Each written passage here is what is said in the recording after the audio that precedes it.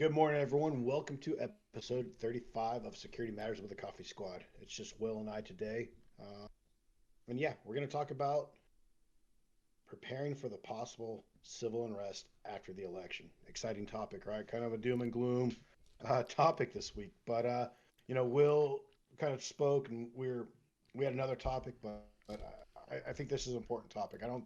Over the last 2 weeks, I've seen more and more traction looking at just articles and different news media outlets and local, state, and federal police articles kind of outline how they are preparing for this possible unrest, which, what a complete shame. So that's what we're talking about this week. Again, we are the Coffee Squad, so at least one of us are.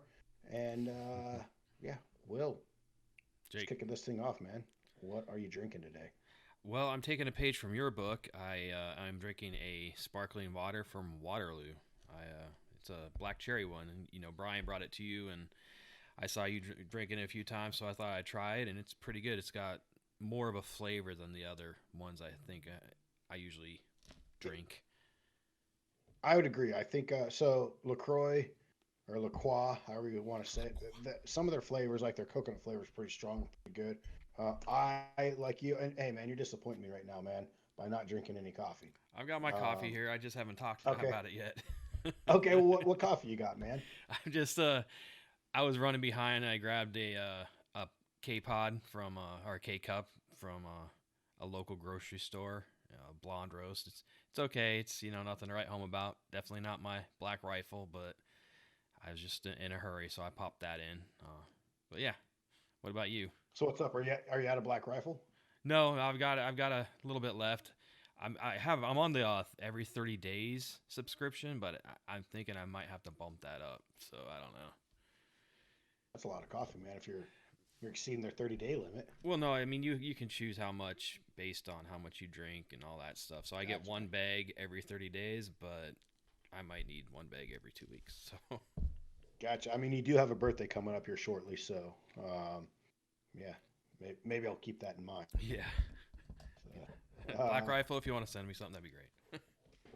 cool, cool, cool.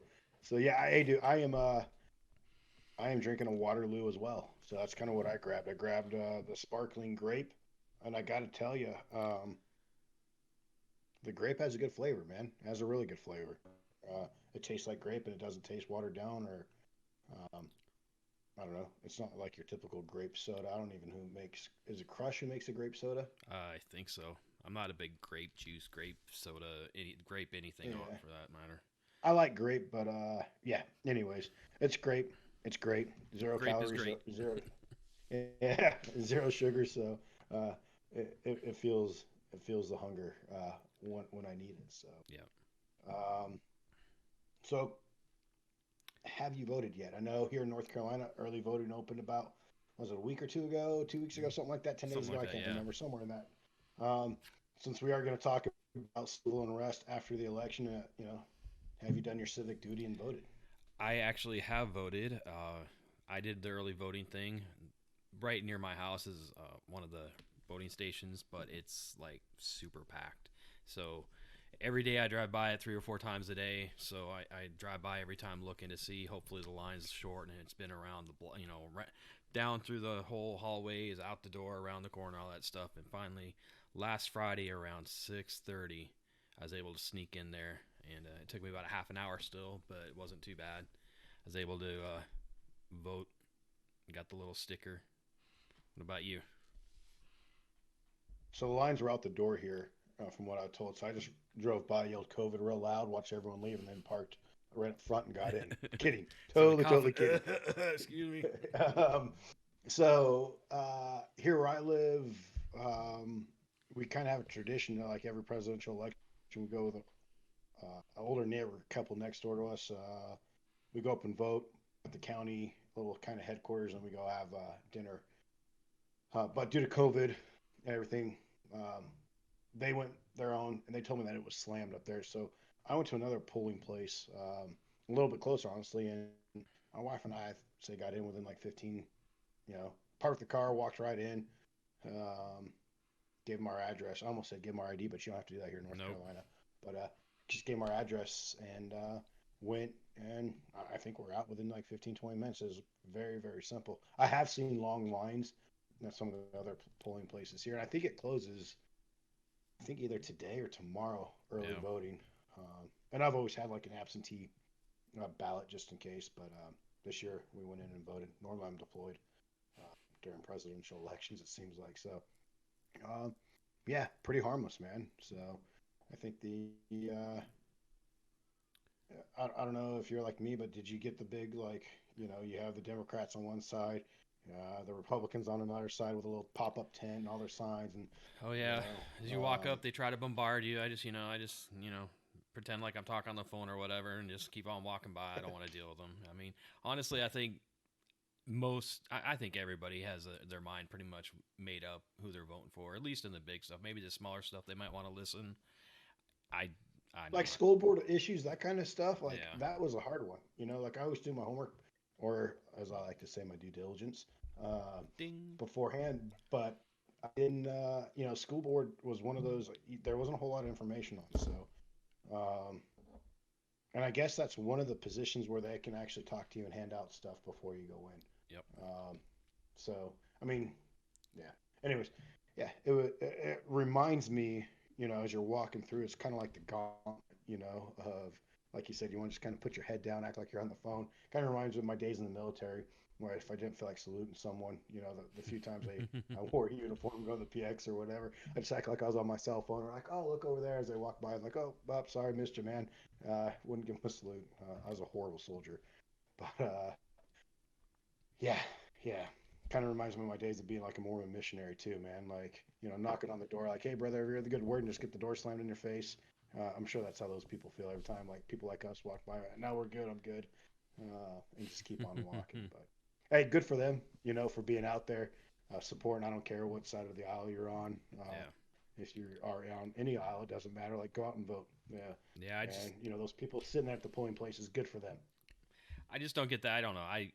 I'm interested in politics, but I'm just not passionate enough to go out and politic for somebody. I don't know. It's just not my thing, I guess. You're not running for mayor. No, no. I have too many skeletons in my closet. That's what every good person says. So, what about sheriff, man? No, no. I don't have the money to do all that stuff. You need money in politics nowadays. Well, cool. So let's jump into the topic, right? So, I know in the past we've talked about preparing for natural disasters. Because Will and I do live here on the East Coast, we've brought up hurricanes quite a bit. We've also had Dave in one of our earlier podcasts who is not just a prepper, but like, you have your super nerds. Dave's a super prepper. Yep. And he graced us with, some of his stuff. I mean, uh, I know Dave, when I got out of the military, I had a bunch of like old military gear. And yeah, man, Dave was all about it. I wanted it out of my house, out of my attic.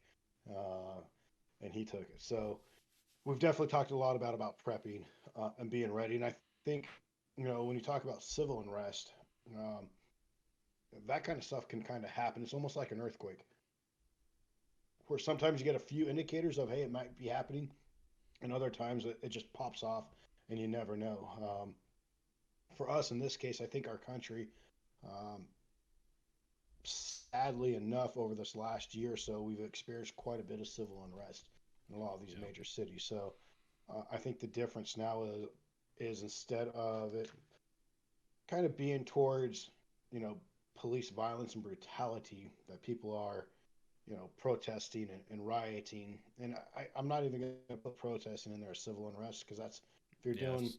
If you're doing peaceful protesting like you protests, should, yep. there isn't any civil unrest. It's your civic duty, in my opinion, to protest if you don't think something's right. But when I talk about civil unrest, it's the rioting, it's the destruction of property, or someone, harming someone. Um, so again, sadly enough, some of our major cities, in this country, I've seen it last night. You look at Philadelphia the last 2 nights, and last night, I don't know if you saw it today, but there was a van. Police found a van packed full of explosives around 11:30 p.m. in Philly. I forget the square, the name of the square that they found it in. Yeah. But sad, this is stuff that I expect, and Iraq, Afghanistan, Syria, Pakistan. Some of these third world countries that are just full of unrest, and it's sad that it's now here on our doorstep. But that's what we're talking about. How do we prepare for this? The election's coming up on Monday or Tuesday, Tuesday, yeah. and what's it going to look like Tuesday night, Wednesday, and for who knows how long. So um, I'll I be would just say, interested to see if they're going to be able to call it Tuesday night or not. Because with well, I every, know like I don't know. Pennsylvania, Carolina, was it this morning or yesterday that the Supreme Court kind of ruled that the absentee or mail-in ballot, or excuse me, the mail-in ballots you have, I think in Pennsylvania, I think it's 3 days past the election Yeah, date, I mean, and here in North Carolina, it's a few days. So, if it's a close race, you're not going to know. And I would say Pennsylvania and North Carolina are two a few swing of those states. Yep. swing important states that there may not be a clear answer. We may not have an answer for a week or two, and it could be kind of be like the Bush Gore um, election. When was that? 2000, where it went to the Supreme Court that decided that vote. I think it was 2000 because it was before 9/11. So Yeah, so interesting times, but we just see that as this election nears, the risk of violence keeps going, and it's growing. For our listeners and viewers out there, I just, as you're listening, just Google election violence and just see what yeah. pops up. I've done it the last few weeks, and I would say last week there was a handful of like articles on it, and this week, I would say it's tripled, if not Pages. quadrupled, if not more. So, and it's all your news outlets. I mean, it's from Fox News, CNN, CNBC, USA Today, LA Times, New York Times, Reuters, and I wrote some of these down the hill. And what surprised me as one of the ones I was writing about this was Foreign Policy magazine, um, and that to me is kind of glaring, of it's going what's going on in our country right now. Um, so it's a lot of the articles are talking about anywhere from how local, state, and federal law enforcement agencies are preparing for the election, and then also what people are doing. I just read an article about some lady in Colorado, right outside Denver, who was stocking up on toilet paper and Mm-hmm. ammunition. Yep. Um, you know, I guess Walmart's the only place where you can kind of do that. Where you can go buy ammo and toilet paper at the same time. I don't know of another store that you can do that, but hey, only in America can you do that, right? Maybe So over here, Walmart be the other one. There's out west they have different stores. Like I don't know if they still have shop codes or anything, but Kmart you used to be able to do that stuff. So I, I don't know. But yeah, I mean, election violence to me is usually associated with those third world yep. dictator-led kind of countries, and that widespread domestic unrest, the political violence that accompanies those elections. Um, and you're hearing more of these calls on both sides of the aisle, from the far right to the far left, of calling for civil war, and that's to me again, those are signs of a fragile states in those countries. You don't think of that here in the United States. So uh, I think that with a lot of the people ask why. yeah Why is this happening? What's going on? And I think this year is different. We've seen the political divide, I'd say, over the last, I don't know, 15, 20 years, kind of getting more and more heated. Um, but now to me, it's almost at a boiling point. So you take that polarization, and I think the news media and social media kind of puts it. We'll just say the media as general just puts it out there as yep. this polarization of you or me. Either you're on the left or you're on the right. I would say in my neighborhood, you see like a 60-40 um, percent of signs on one side or the other. But all the neighbors, we all talk to each other for the most part. I see someone with a Trump sign talking to someone with a Biden sign. Um, However, the news media, I think, would want to portray that, you know, they're at each other's throats. So, what I guess I'm hoping, and I live in a small little community, and I guess what I'm hoping is what I see in my community is kind of the norm or the average throughout the U.S. I don't know what's like there, in Yeah, the it's sunny pretty. beach town that you're in. Well, I wish it's pretty much the same. But I do think that the media, not it doesn't regardless of which one you watch, they kind of has formed this me versus them mentality, and we're all Americans, so I don't understand it. So that's what really gets me. And then with the advancement in social media, I think the squeaky wheel gets, squeaky wheel gets the oil, and these fringe groups on the far left and far right, whoever they are, they're making a lot of noise for who they are. Whereas 20 years ago, you would hear about any of these people, right? Because they're just a small element somewhere, fringe element. But now with this platform, a small element can sound big, and I just think that the media fuels the flames. It's all Well, about it's clicks. dollars, right? Yep, it's all about clickbait. Yeah, the more people that watch your broadcast, whether it's the right or the left, the more money they get in for advertising dollars. The same with Just social media. The more clicks, the more time someone spends on the site, the more clicks you get. And and so, and doom and gloom sells better than rainbows and unicorns, right? So it's unless it's always, Skittles, man, because I love Skittles and I'll buy yeah. Skittles all day long. So, Oh, but yeah, you I like the just taste of the rainbow, huh? Okay. I do, man. I love it. So I also think one aspect this year a little bit different is COVID-19, um, and that anxiety. More people are home, more people have more time on social media and time to either explore the other side or dig harder. Kind of plant their fence post harder in the ground and like, no, this is how I am, and we all do it. We all have our own biases. We're all guilty of it. But I think COVID and the anxiety that's kind of around COVID, and people are getting kind of fed up with it, and the tolerance of COVID and everything else is just adding on top of that. And then you look at you know what I would say the Antifa, and we'll say the extreme version of the Black Lives Matter rioters, right? Not the protesters, but the rioters, and that um, relationship there. I mean, you're seeing it right now in Philadelphia.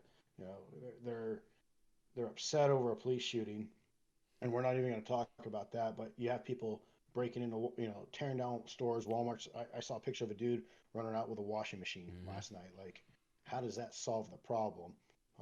And again, common sense. I think Americans are like, hey, um, if there's police violence, we need to address that and address that issue. But burning down your city and burning down stores, that solves nothing. It only creates more tension.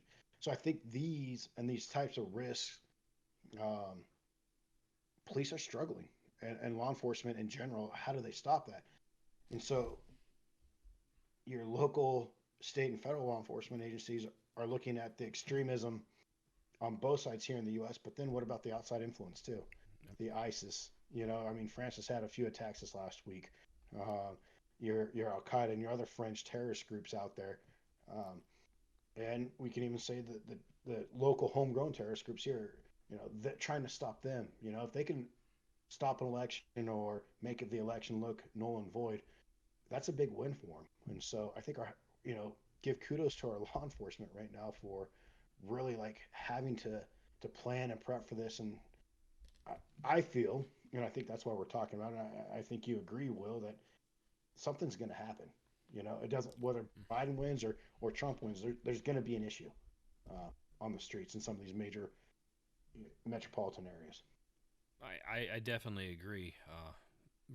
Regardless of what happens, one side's not going to be happy, and whether they question the legitimacy of the election or they just go riot and call it a protest or whatever they want to do, I think, especially in the hotbed cities that are already upset, I think is the areas you have to be more worried about.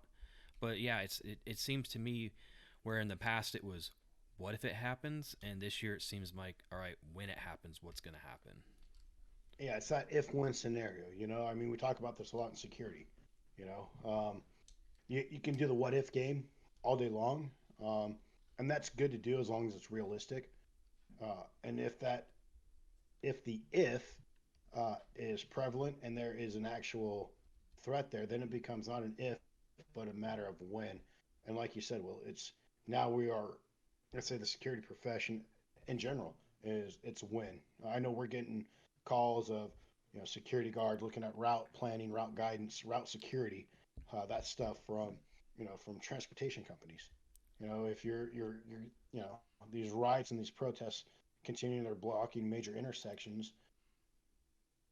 Goods. People were worried about toilet paper when COVID hit. Well, what's going to happen when you know other supplies? Your food, your meat, every your life essential and your comfort items are being blocked because people are blocking streets or destroying stuff. So, and we're going to talk about that. We got about four categories we're going to talk about, from you know your personal to your home slash business, financial, and looking at it that way. So, and these threats, we keep talking about Antifa and the extreme version followers of the Black Lives Movement, but there's also the far right.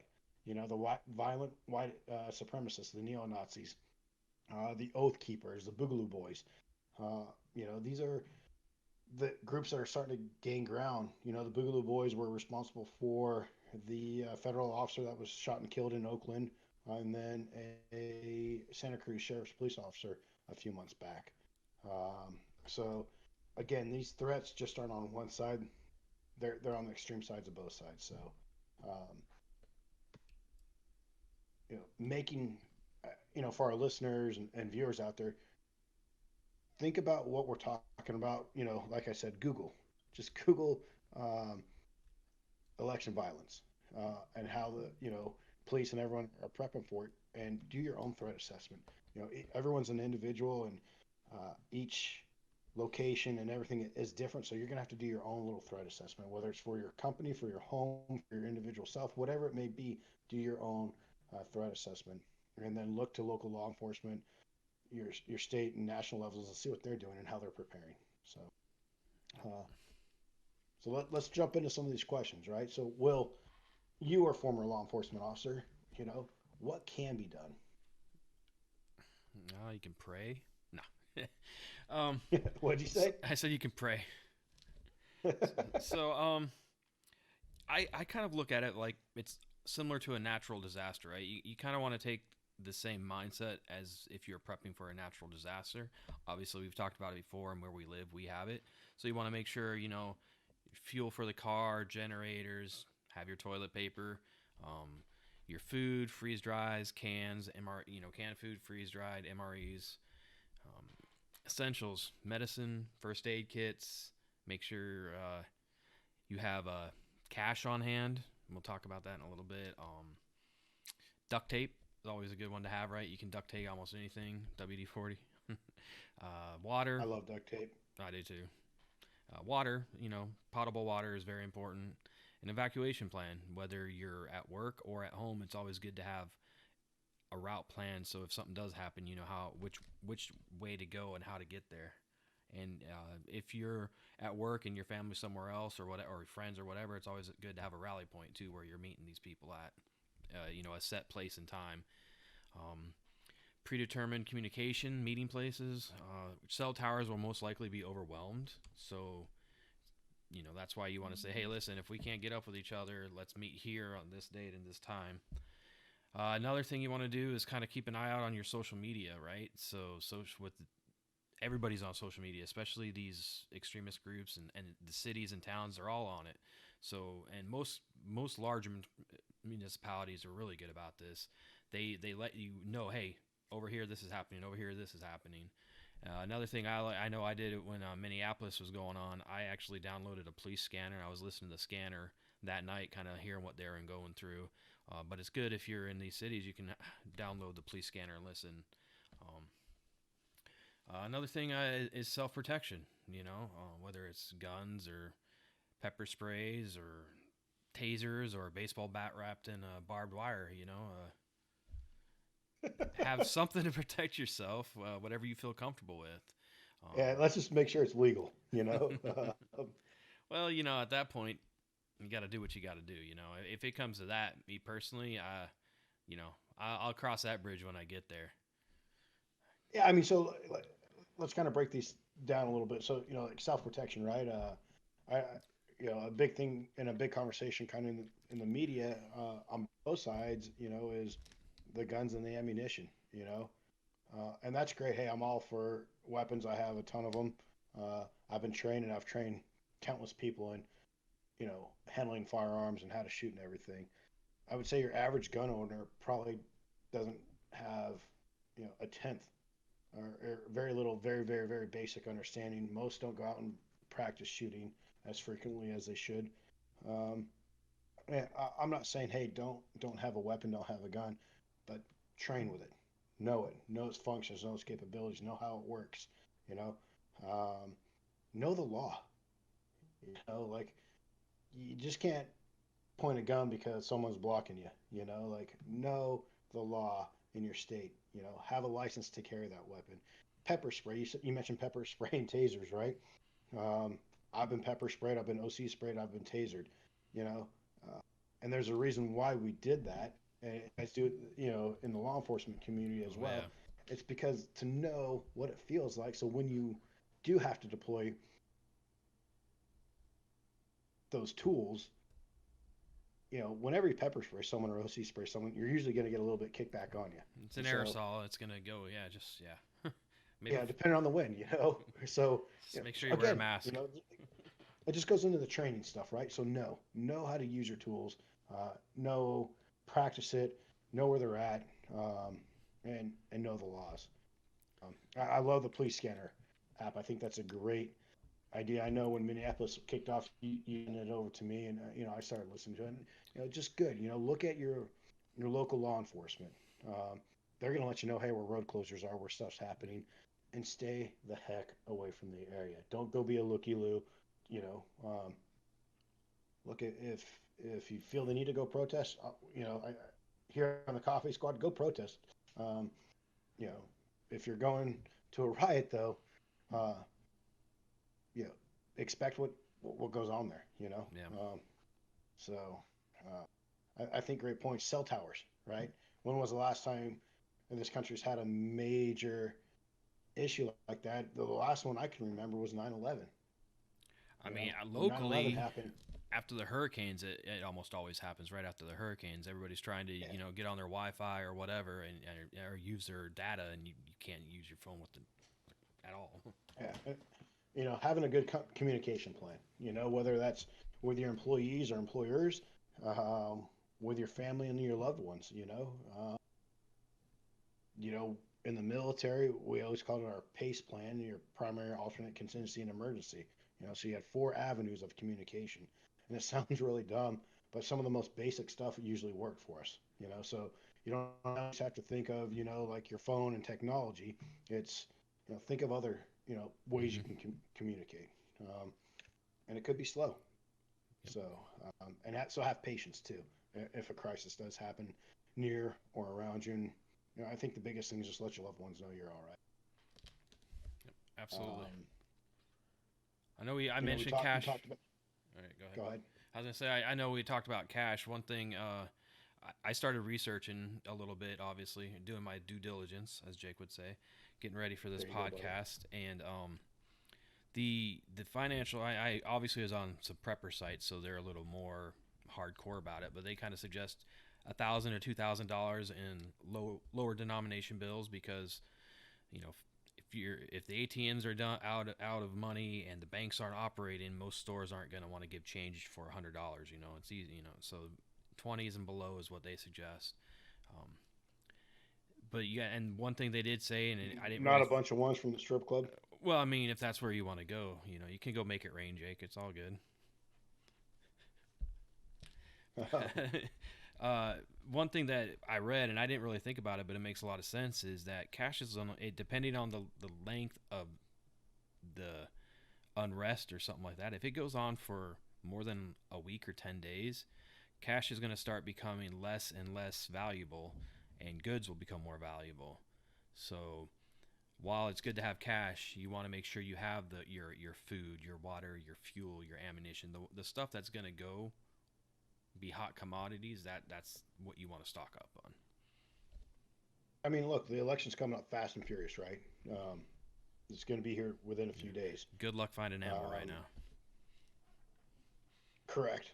How like your freeze dried food, your REI's, your WalMarts, they sell the camp. Go in the camping section, and there's freeze dried food there. Canned food, canned food lasts a long time. Yep. I have. I wouldn't say I'm a I'm a prepper, but I do have a year supply of food, underneath my house. It's 30 years.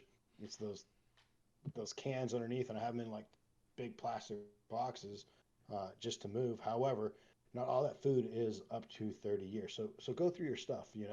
Again, we've talked about hurricane preparedness and natural disaster being prepared, and so again, this should hopefully to our listeners. If you're a new listener, hey, go out and check out your stuff. Make sure you have batteries, make sure you have candles. Lighters, matches, all that kind of stuff. It's getting wintertime, so do you have a fireplace? Is it a natural gas or a propane fireplace? Make sure the propane's full to warm your house. If not, do you have enough wood to keep yourself warm? Again, you've mentioned water and that kind of stuff. So if you don't want to go out and buy a bunch of you know water cans, well then learn about the conversion between a cap of bleach and a gallon of water Yep. or iodine or something like that. That's stuff that most people have. Well, not iodine tablets, but most people have Yep. bleach in their house. So that's stuff you can purify water. So just some of those little. I know we sound like a bunch of wingnut crazies right now, but you just never know how bad stuff's going to be. You look at Armenia and Azerbaijan, 4 or 5 weeks ago. I don't know if those people in that area would have thought that for the next it was about 3.5, 4 weeks, Yeah. that they're literally in a war zone right now. And that's how fast stuff can happen. And you never know how long it's going to last. I hope and pray that it doesn't happen here. I hope that, Yeah. um, and if Hopefully it next doesn't, week we're then gonna apologize for wasting your time on a boring podcast because nothing happened. that nothing would make me happier, honestly. Like, hey, you know what, we were wrong. However, hopefully this got our listeners and our viewers out there to think of natural disasters and other type of preparedness. So let's talk about our home. you know what does your home look like? Is your again, these are very general topics because Concertina wire there's with what is it? Never machine mind. gun nests, crossing lines of Yeah, fire. crossing lines of fire. There Yeah. you go. Having brain I farts. should like turn around and show my whiteboard and we could do defense overlay. um, Claymores. but yeah, it's to me. So where do you live? Do you live in New York City? Do you live in downtown Chicago or Raleigh or any of these major cities in a high rise? What that looks like and what's where I live or you live or someone out in the country looks totally different. Or in suburbia. Um, and so regardless, everyone has a perimeter. Some are very close. New York City, your perimeter is probably the elevator and that front door. From most of them have like security guards up Yep. there. A doorman. So doorman, yeah. Thank you, Will. I was kind of stuck there if you couldn't tell. we are both So having. We're both between on her. so looking, so what does it look like? Or do you live in the country where you live on 60 acres or plus, and you know there isn't a whole lot of traffic going there. But look at your perimeter. Know your defense in depth or your layered security. So look at that. And then even inside, what does your interior perimeter look like? What does your lighting look like? Do you have fencing? Do you have security cameras? Are they functioning? Can they pick up? So now is the time to look at your security cameras if you have them. Look at them in the morning, look at them in the afternoon, look at them at nighttime and in the evening. When your outside lights come on, if you have motion sensors, do those motion sensors, do they block the security camera so all you see is that white haze? Think of all that kind of stuff. Um, you've already talked about an evacuation plan and a communication plan. Super important to have that kind of stuff. I know as a kid we always practice fire. A little fire drill in our house once or twice a year. We all knew where to go if there was a fire, where to meet up. Same kind of thing in this stuff. Before uh, COVID, I used to work about 45 minutes to an hour away from my house, depending on traffic. So if there was an incident, where would I meet my wife and children? Let's say my wife was picking up, my son at school. Where would we meet? So just have those plans and those contingency plans ready, and you still, there's still time. And the good thing about this is we're talking about planning. So if this doesn't happen, well, now you got this, in the works. And this is just on the personal level. We're talking businesses too. Look at your Yep. home insurance policy.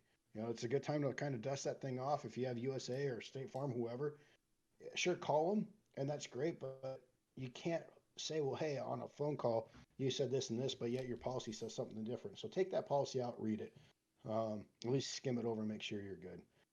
Know what's covered. And then your businesses, right? Insurance. Again, we've talked about it, but do you need to up your insurance? What kind of protection do you need? Is it I get a lot of calls for Raleigh and Charlotte of, hey, can you send armed guards or security guards? They already have their stuff boarded up. But you saw in Philadelphia over the last few days, even though it's boarded up, man, they're still tearing them down, burning, breaking in, and getting stuff. So, you know, what is your insurance going to cover? Again, what is your risk? What is your asset? How much do you need to protect it? At what point can you say, hey, you know what, enough's enough, and I'm going to walk away and let the chips go where they may be? And that's a hard thing to do um, as a business owner. So, what level of protection do you need? Uh, and then what's that cost? And then do you need security guards?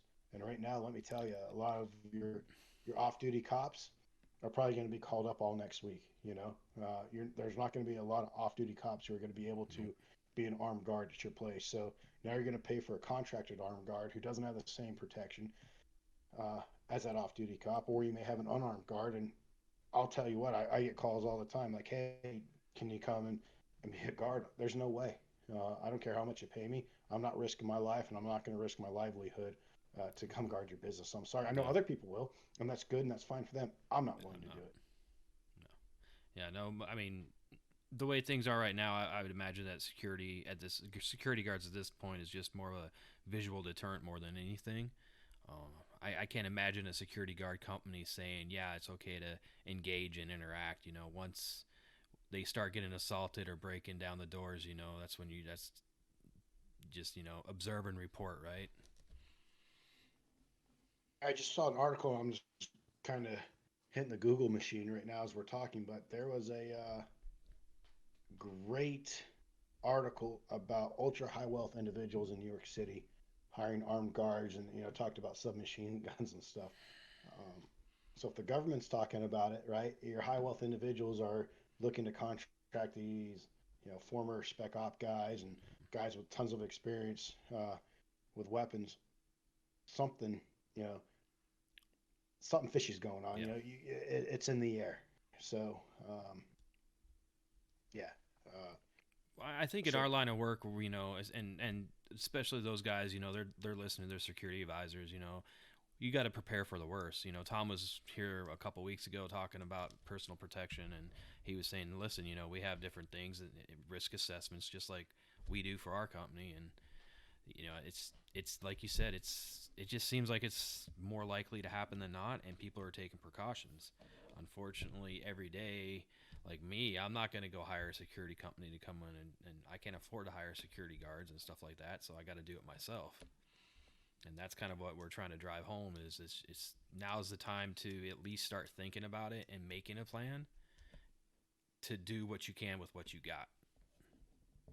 and let me tell you, like, so a lot of people think of like your Pinkerton, your GS4s, and your other major security guard companies. I'm not saying don't call them, but there's other smaller companies. We had Andy on here from First Guard. There's other companies out there that smaller companies that provide. That's all they really do, provide either armed or unarmed guards services. There's companies that, if you are a Walmart or uh, anything in the supply chain, where trucking to get your supplies from one part of the country to the next. There's supply armed um, transport companies that are out there that'll work with you, create a plan, and send an armed escort kind of with you to get your goods through. And I'm telling you, like, I have calls constantly with these either with people asking and linking them up with other companies that do this kind of stuff. So again, use the internet's a powerful tool. Use it for knowledge. You're gonna have to sift through. Look, Google, I call it Dr. Google, but Dr. Google doesn't always have all the answers or all the right answers. It's full of a lot of garbage and crap out there. So you're gonna have to sift. You're gonna have to do your due diligence. Look at their whatever article or company you're looking. Look at their biases. So do your homework on any of these companies that you're looking at if you are a company owner and you're looking for this kind of stuff, or if you're a security professional and you need help. Look, not all security professionals have all the answers, right? We all need help sometimes. We need connections. We need to talk. So open up that Rolodex of yours and kind of look through and who does what and who's really good at this and what kind of recommendations do they come with, or negative reviews. So, um, if you're whatever route you're taking, whether you're trying to leave, let's say New York City or a Philadelphia or whatever major city, look at those routes. You got Waze, you have Google Maps, you have all these different little apps and technology out there. They're going to show you, you Yep. know, Thanks. before you can hit go, and you can look at the route like, oh, traffic's really bad here, and you may need to go around. You may need a detour 3 or 4 hours. That's a lot better than getting your car smashed in, losing your life, ending up in the hospital, whatever circumstances it may be, or just being stuck in traffic for a half night or whatever. I mean, winter is coming. There's what snowstorm in Colorado, Montana. I sound like you're laughing right now. I The sound Game of like Thrones. what is that show? Game of Game of Thrones. Thrones, right? Yeah, Game of Thrones. Winter is coming. So, yeah, again, please, we kind of implore you to, if you are in one of those high threat zones, those major cities, those urban populations that have been hit before with this violence that's gone on over this past year, to be prepared, have a plan. Look, if you can't leave, learn to shelter in place, and kind of hunker down. And hopefully it doesn't happen. And if it does happen, hopefully, It's our law short enforcement lived, and agencies are able yeah, there to handle it quickly. It's not going to be good, if it does happen. I don't care what side you're on, who you support. Uh, to me, it's an absolute shame. I feel nobody like, wins. yeah, I feel like I'm back in some of the several countries I served in, during election times. Like this shouldn't happen. Uh, yeah, it's an absolute shame. But okay, enough doom and gloom, man. I wish we, had a little more positive spin on this week's topic. We were going to talk about sports and security in the sports industry. Uh, but again, Will kind of brought this to my attention, and it was something we were looking over the last 2 weeks, and we do want to stay on top of current events.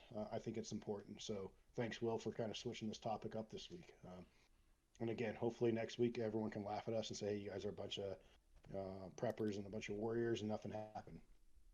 I'm good with that. Will, what do you got? I just wanted to say thanks to everybody who's listening, following us, letting us know, here out there. We appreciate it. You can always go to YouTube and watch our YouTube channel, the Coffee Squad Podcast. If you are listening to the podcast on Apple iTunes, please, please, please give us a rating and a review. The 5-star And review, download it. and download it. Yes, those all count towards our numbers, and it helps us. But if you don't listen to Apple, you can always go to the coffeesquadpodcast.com. I'm sorry, coffeesquadpodcast.com, and you can find us on any of your favorite platforms there. Give us a like on Facebook, Coffee Squad Podcast, or on Instagram, coffee_podcast_squad_podcast. My coffee has not kicked in yet, obviously. Leave a comment. If you guys have any ideas or anything you want to talk about, we're always willing to listen. Yeah, we love it. I know I mentioned a few times a buddy of mine reached out to me out in Southern California and said, "Hey, it feels like you guys are talking to security professionals and not to the average Joe." So we're working on that. I think it's a great point. Sometimes you take for granted what you know, and at the beginning of the year, I know Will, you and I are working on some podcasts and webinars, just kind of breaking it down, what I call Barney style, crowns or Marine style, kind of crowns and coloring book, just real simple, easy stuff for people to understand. Again, hopefully you see the passion with Will and I. We love talking about this. We love doing it. It's a great profession. So stay tuned for that come, beginning of the year, Yep. as we're kind of finalizing some of this stuff. So Nice little 7 or 8 part series. So, yep. yeah. Hey, everyone, go vote. Yeah, and stay safe. And Have a good one. hopefully we get a bunch of comments this week and say, hey, you guys are a bunch of idiots and nothing happened. Thank you. Thanks.